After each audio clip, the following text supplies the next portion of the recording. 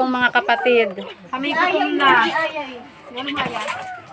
Kung namin na ba namin yung ano dyan, niluto ninyo. Kakain na ako. Ano bang luto nila?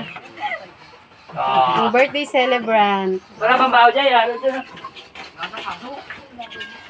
Ito naman yung dalawa, oh. Sila lang magkakilala. Naghihimbay ng pako.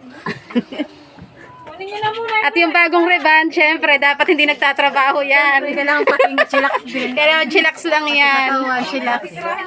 Ngayon ko lang nararamdaman yung pupog ng katawan ko sa biyahe. Kaya kahinahapo. Ang aming panganay na pahayahay laang. Ayan, oh. Oh, ganyan talaga. Paduyan-duyan lang.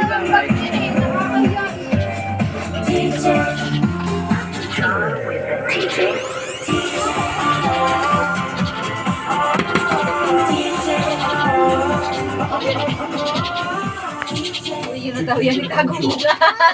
Kakalagyan mo na natin mga duyan para hindi ko.